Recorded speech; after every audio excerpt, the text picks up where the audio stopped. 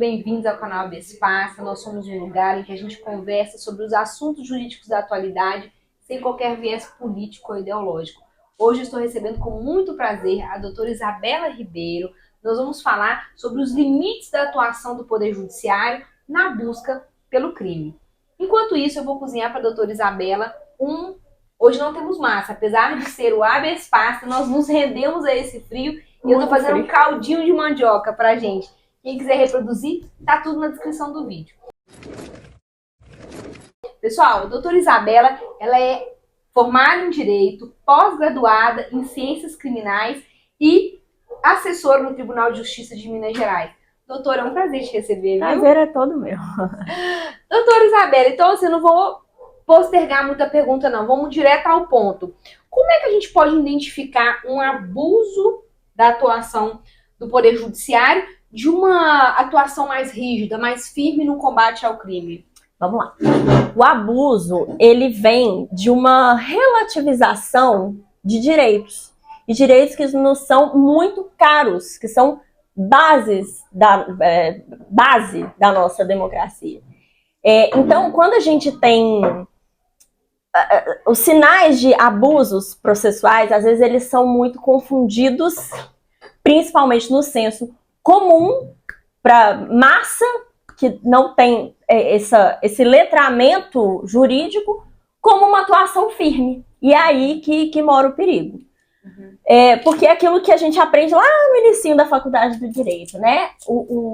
E aqui a gente não está aqui defendendo nenhuma bandeira, nada disso.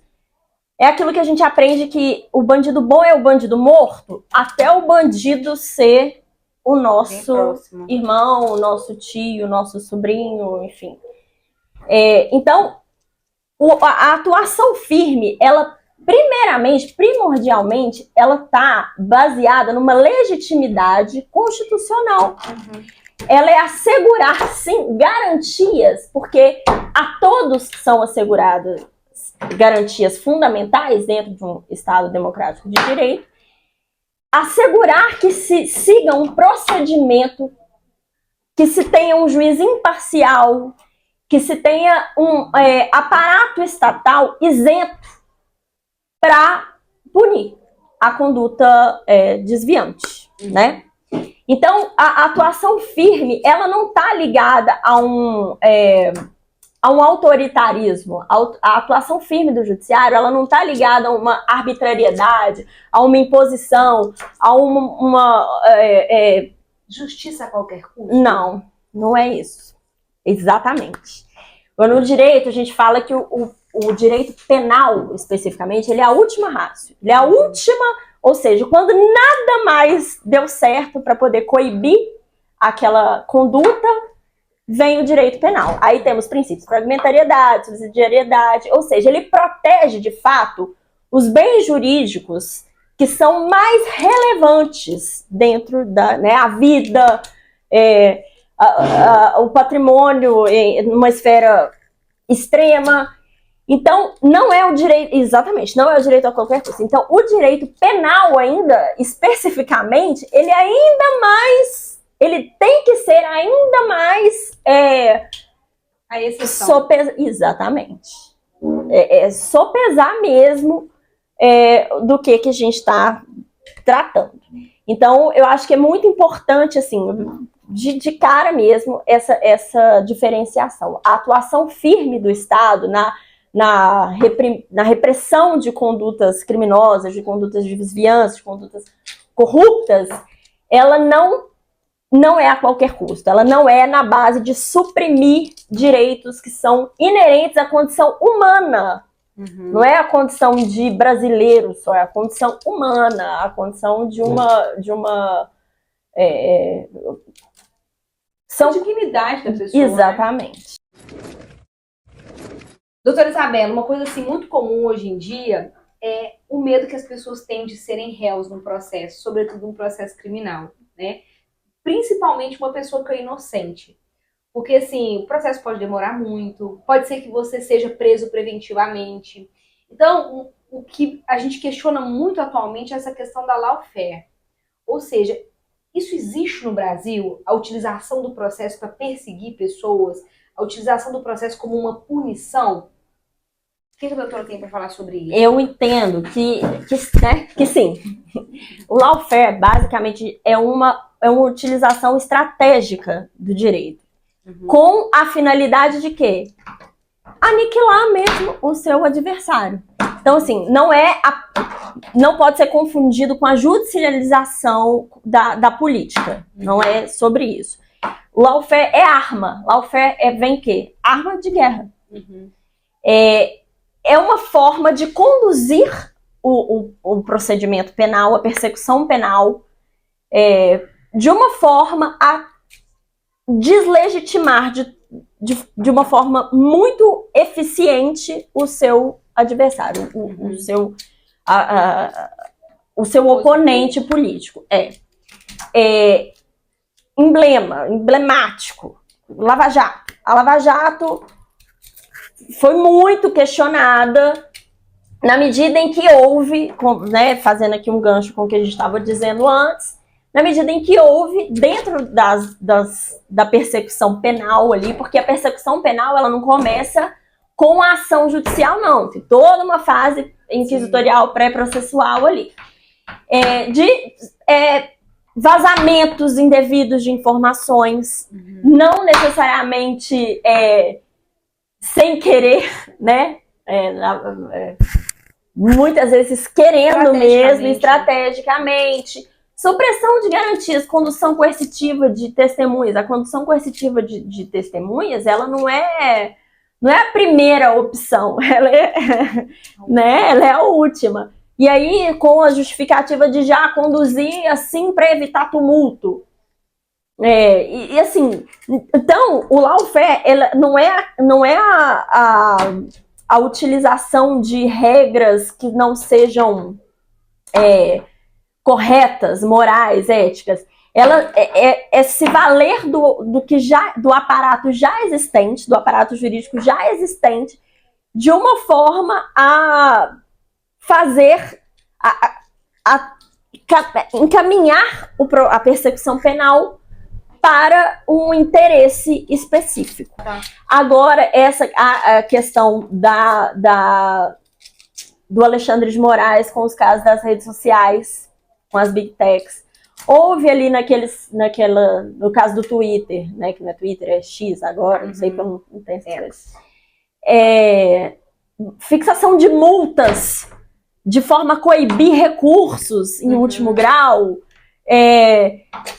assistentes de acusação atuando de uma forma totalmente transversa, porque a gente que não tinha legitimidade processual nenhuma para poder estar se manifestando dentro daquele inquérito, dentro daquele procedimento penal e pedindo oitiva de pessoas. Entendi. Gente que não tinha a menor ligação com aquilo ali. Então, assim, temos, e eu acho que isso é inerente ao nosso contexto político de 2019 para cá. Eu falo que para entender isso é muito bom um documentário que acho que foi indicado ao Oscar, não sei, Democracia em Vertigem. Não vi. Muito, assim, né, vamos ter um senso crítico, né, em tudo que a gente faz. Mas atesta fica bem nítido como a lei ela pode ser usada, e ela e foi usada com esse intuito o que é muito grave, com esse intuito de direcionar a punição, e assim, as consequências de se enfrentar não só uma condenação injusta, mas as consequências de se enfrentar um processo penal, elas são muito penosas. Sim. O que a doutora está falando é que, assim, essa instrumentalização da justiça pode não necessariamente chegar à condenação, mas o simples fato da pessoa estar sendo processada já é, de uma certa forma, uma punição, porque é muito difícil ser processado, né? Sim, você pode ter uma prisão preventiva decretada no meio disso, que é o seu, depois da vida, é o nosso bem mais valioso. Então, penso que há quem diga que uma fruto de mera conjuntura política, mas e ache que isso seja aplicado ali só nas altas esferas, né? Sim. E não, a partir do momento que você abre um precedente ali de relativizar garantias de direitos fundamentais, isso é um efeito cascata. Isso chega na origem. Isso que a doutora está falando é fundamental, porque as pessoas, nós estamos muito polarizados politicamente. Então, assim, na época da Lava Jato, alguns comemoravam alguns abusos que eventualmente tinham. Atualmente, no julgamento do Bolsonaro, alguns comemoram, né? E a questão toda é que essas irregularidades não ficam só neles, né? Isso acaba se aplicando também, porque geram precedentes, nas pessoas comuns. E aí que é o mais grave, por quê? Porque as pessoas comuns não têm condição de pagar a defesa que um deputado tem condição de pagar. Sim. Sabe? E a defensoria não consegue chegar para todo mundo. Sim. E às vezes, assim, esses casos, como eles estão na mídia, né, acaba tendo críticas a favor ou algo contra. Agora, essas pessoas, né, os seus José, a Dona Maria, não conseguem aparecer na mídia e mostrar, né, eventuais violações dos direitos que elas estão sofrendo. Então é muito complicado. É complicado e é perigoso. Uhum. A democracia, isso parece um discurso clichê, um discurso que já está batido, mas assim, é aquilo, a gente precisa lembrar para que as coisas não se repitam. Então, quando a gente fala de relativizar direito fundamental, a gente não está falando aqui de um toque de recolher. Uhum. A gente não está falando aqui de que é muito grave. Sim. Aliás. Mas a gente não está falando só disso, a gente está falando de coisas muito gravosas, da nossa liberdade, são de coisas muito substanciais à condição humana, cara. Sim.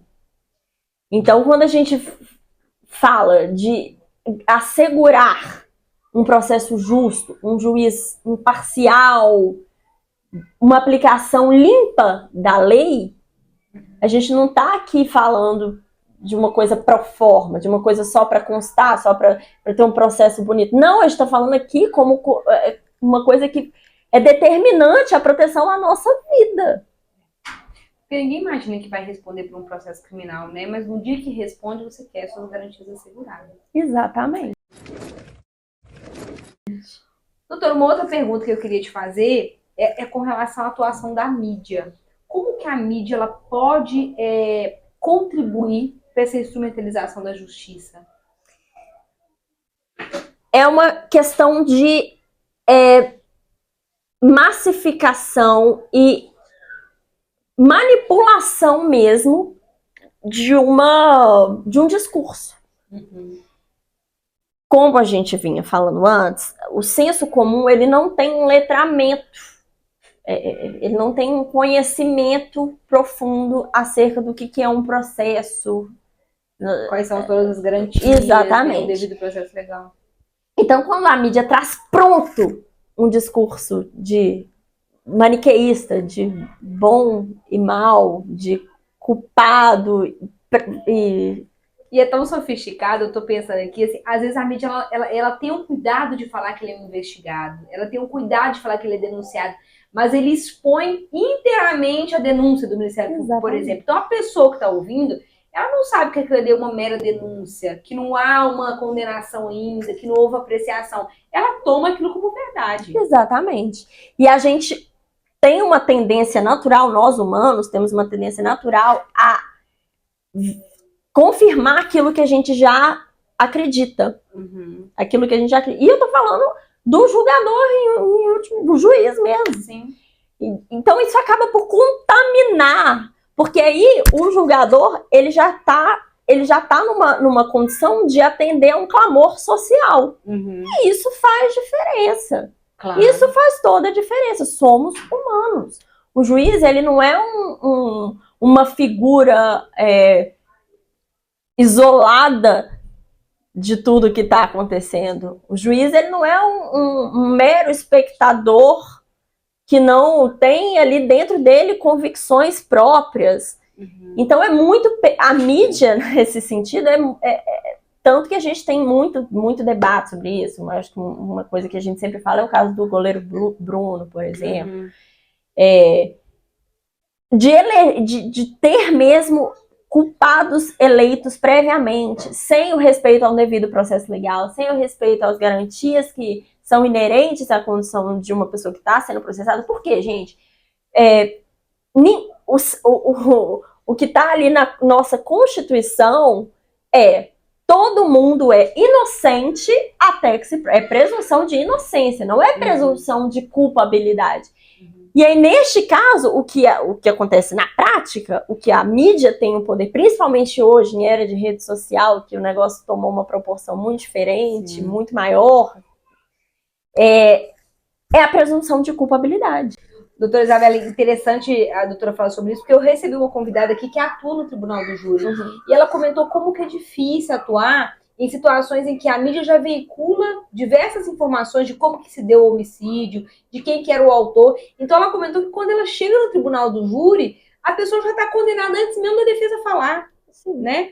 Então isso é muito complicado. Mas uma outra pergunta que eu queria te falar é sobre a lei do abuso de autoridade. Essa lei, ela veio mais para proteger o cidadão ou ela vai engessar muito o sistema de justiça? Olha, a essência da lei, ela é, sim, proteger o cidadão do abuso estatal. Por quê? O direito penal, gente, ele é... Eu tenho, assim, comungo do entendimento de que o direito penal, ele é a institucionalização de uma violência. Sim. Ele vem para aplicar pena. Ele vem para coibir comportamento criminoso. Ou seja, em último grau ali, ele é uma vingança institucionalizada. E por isso, você precisa sim delimitar o poder punitivo estatal. Delimitar o que o Estado pode fazer com você, porque senão a gente volta à barbárie. Senão a gente volta lá nas ordalhas lá, que olha, você vai caminhar aqui sobre a cinza quente, se você não se queimar é porque você é inocente, né? Então, a meu ver, a lei de abuso de autoridade, ela é uma forma, inclusive, de restringir tipo penal aberto nesse sentido. Por quê? Quando eu falo tipo penal aberto, é porque a gente tem no direito penal o princípio da legalidade, que é basicamente o quê? Ninguém pode ser condenado por uma conduta que não está prevista em lei. Para a conduta ser crime, ela tem que estar prevista em lei. E previamente, né? E previamente. E é uma legalidade estrita mesmo. Tem que estar ali escrito expresso, que aquela conduta, ela é crime. Então, assim, a lei de abuso de autoridade, ela vem para poder coibir a atuação do agente estatal e agente público, porque a expressão que a lei traz, ela é de agente público mesmo.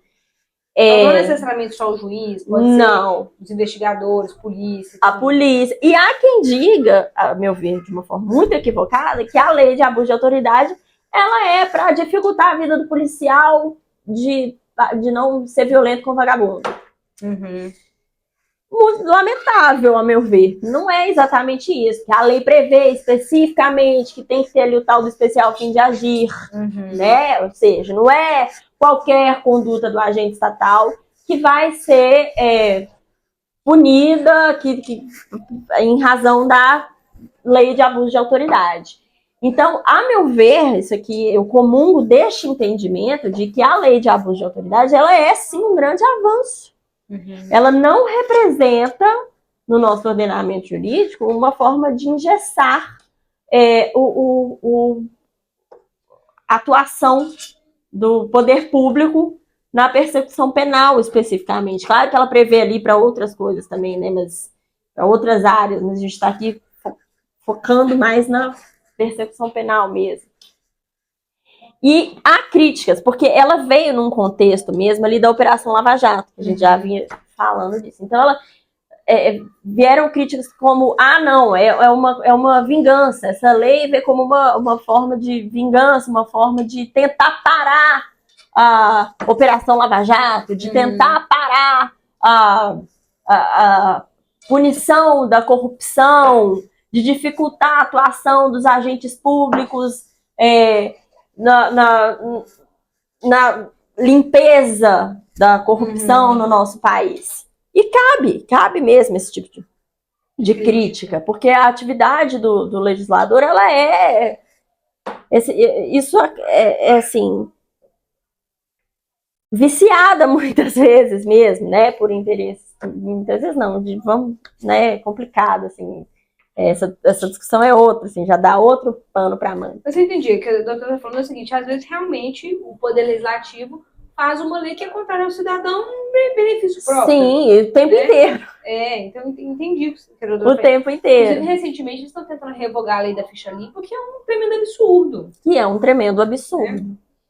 Então, interessante. Mas aí, dentro dessa pergunta, porque realmente, doutora Isabela, eu entendo a população, há uma grande sensação de impunidade, sim, em especial com relação à classe política. Sim. E a pergunta que eu te faço é o seguinte, é possível punir a corrupção e, ao mesmo tempo, garantir os direitos fundamentais? Essa é uma pergunta complexa, essa é a pergunta de 1 milhão, né? Se é possível.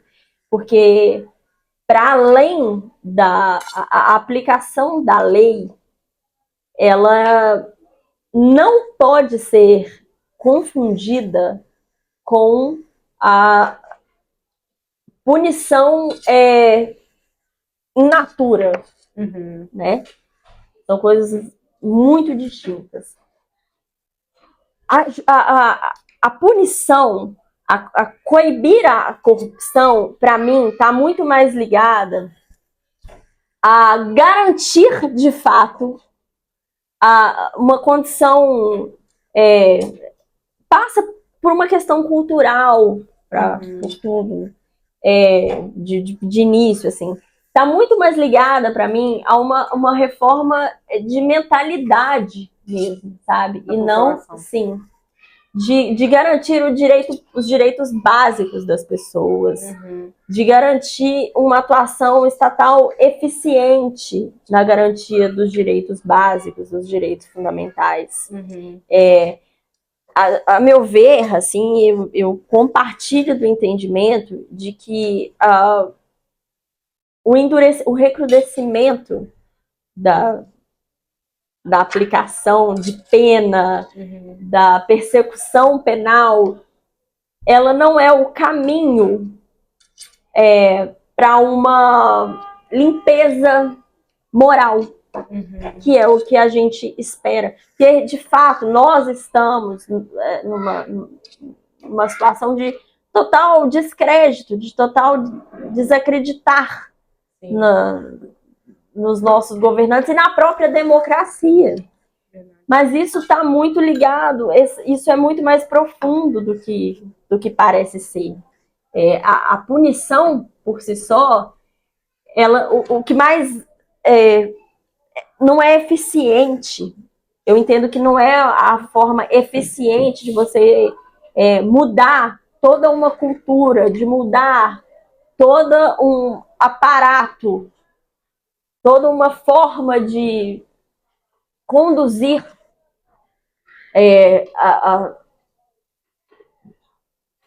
as nossas aspirações mesmo. Eu acho que o buraco é muito mais profundo mesmo. É uma questão de voltar lá, voltar na nossa base enquanto sociedade e entender o que leva a uma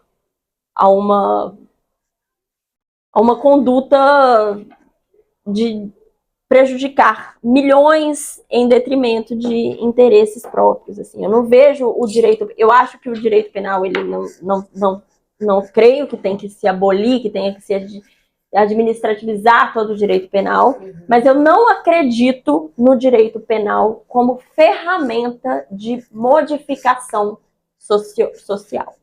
Como ferramenta de modificação de cultura. Entendi. É o que você comentou no começo do vídeo, né? ela é a última ratio. É Exatamente. realmente quando nada mais deu certo que a gente deve utilizar do sistema de justiça criminal. Uma outra pergunta, dentro dessa questão desse abuso de autoridade, como é que a gente pode identificar, ou se há algum sinal que a gente consegue identificar, se aquele processo é realmente um processo legítimo, ou se ele está sendo utilizado ali para poder atacar um adversário, como um instrumento mesmo De aniquilação, de né? aniquilação do. Sim. Vamos lá.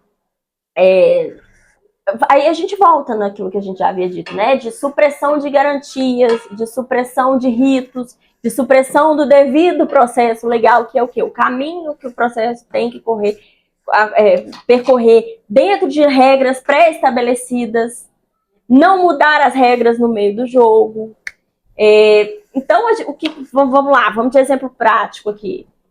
O interesse em que aquele processo, em que haja uma condenação assodada ali, gera o quê? Gera uma usurpação de atribuições, autoridades que não têm competência para fazê-la, para determinar oitivas, conduções coercitivas inapropriadas, delações premiadas fora da... Sob coação, fora da regra do jogo. Mudar as regras no meio do jogo, do processo. O processo, ele é um jogo. Você tem atores atuando ali, um esperando o que o outro vai fazer para tomar a próxima providência. Autoridade já... Por exemplo, recentemente, a questão da mudança do foro privilegiado, né? Fixação de competência. Isso... A gente tinha o entendimento do STF e recentemente mudou. E o STF ele pode mudar o entendimento dele. Claro. A questão é que fica sempre aquela dúvida. Será que foi uma mudança de oportunidade ou se foi realmente uma mudança necessária? E segurança jurídica para o espaço. Exatamente. Fixação de competência. A quem me julgar, melhor me convém. Em último grau, aqui a gente tem ofensa ao juiz natural. Ofensa às regras do jogo. Todo jogo.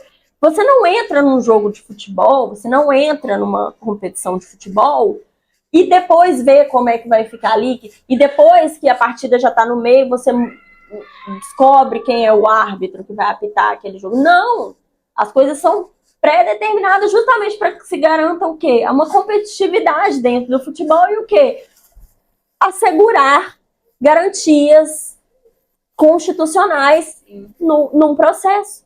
Então, você não pode relativizar coisas tão caras ao nosso Estado democrático de direito. Porque o que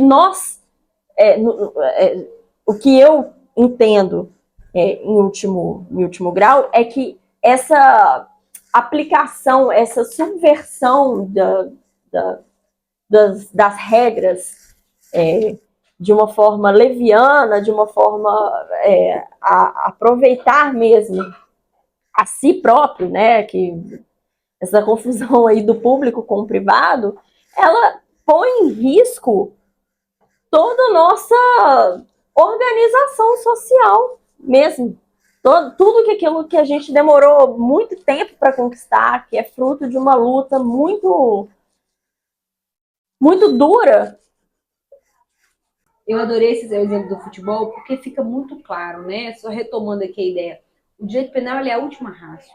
Ou seja, por que ele é a última ratio? Porque ele é muito drástico, né? É o que você comentou. Você está falando ali da liberdade da pessoa. Então, se ele for aplicado, significa em você restringir a liberdade. Então, ele tem que ser a última alternativa. E, assim, se pra gente é tão absurdo você mudar as regras de um jogo de futebol, que é um jogo, quem dirá mudar as regras do processo penal e do direito penal? Que é aquela última raça. Então, assim, e as pessoas, acredito que nesse momento, elas não estão se dando conta disso. Né? Então, como a gente comentou, na Lava Jato, muita gente era contra o funcionamento daquele processo por violar direitos e garantias, mas são as mesmas pessoas que atualmente defendem a violação das garantias. Exatamente. Né? Então, exatamente. Assim, eu não sei o que está acontecendo com as pessoas. Eu acho que realmente as pessoas não entendem o quão sério é a aplicação do direito penal. E quanto isso afeta não só o processo que está em trâmite, mas os demais processos em cadeia. E aqui a gente está falando de um viés de uma operação Lava Jato, que são os crimes de colarinho branco, que são das pessoas, né, a gente já falou aqui, que são pessoas que têm condição de ter uma defesa eficiente, que não estão dependendo do Estado para se verem acolhidas. E não só, né, doutora? Assim, são pessoas que têm contato com a mídia, são pessoas que têm associações e organizações que podem ali representar, que podem mudar o rumo daquilo, que tem o poder de mudar o rumo daquilo. Então, agora, quando isso acontece ali com o João, que está sendo acusado por um crime patrimonial, por um roubo, baseado numa persecução muitas vezes assodada, e aí a gente já vai lá para a crítica ao sistema acusatório, enfim. O quanto isso é muito mais gravoso quando você desce a classe social. Quando você sai ali do crime de colarinho branco e vai pro tal do crime do colarinho azul. O chão de fábrica. E dando nome aos bois, por exemplo, no caso do Lula, por exemplo, quando ele estava sendo acusado, você tinha todo um partido político defendendo, né? Você tinha deputados, senadores indo na televisão, né? Fazendo campanha, reclamando. Agora do Bolsonaro, nós vimos aqui até o Trump entrando, taxando, criticando o processo. Então são pessoas que têm voz, né? Já é grave quando tem voz. Agora, quem dirá para as pessoas que não têm voz? E que isso não chega nem ao conhecimento da população. E que, diga-se, são os maiores atingidos pelos abusos estatais. Eu levanto alguns questionamentos com base em estatística. A gente sabe que o cliente da justiça penal tem cor, tem classe. A justiça penal, a pena, ela não chega lá pro Lula, lá pro Bolsonaro, lá pra Virgínia. Como é que chama, gente? Aquele que bloqueou a poupança, que agora tá na prisão domiciliar? O Collor. Que bloqueou a poupança. Se não fosse só a poupança. Exatamente. Não chega, a pena não chega para ele da forma que ela chega. Então, daí porque eu estou dizendo que a lei de abuso de autoridade, ela mas você está dizendo, então, que se está respondendo processo é porque não estava rezando. Peraí, gente. Peraí. Se a gente for para estatística, para o estudo, para quem mexe com isso, cara, é incontestável. É incontestável. O erro na justiça, ele é muito maior do que o que a gente fica sabendo. Verdade. E aí são várias outras coisas, né? Assim, já são outros questionamentos sobre como são produzidas as provas no âmbito do direito penal. Mas a gente sabe que o erro acontece o tempo inteiro na justiça. O erro não é... Estou para dizer que ele não é a exceção. Ia falar a mesma coisa. Não é a exceção. Então, assim, é muito fácil a gente descontextualizar ou ter uma visão monocular de certas coisas. Para todos os lados. O que eu costumo falar é que todo mundo que faz direito tem, se não aprendeu que razoabilidade, parcimônia não dizem muito sobre o que é, porque o direito ele é uma ciência social, né? Não dizem muito sobre como encontrar formas de viver em sociedade, a pessoa não fez o curso de direito.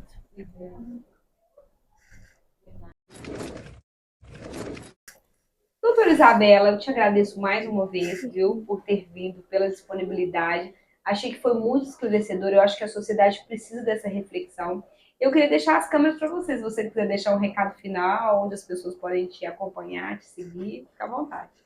Eu só não sou muito ativa nas redes, mas se eu puder dizer alguma coisa disso tudo aqui, é que essa moça aqui ela é fantástica. Sigam este canal Utilidade Pública.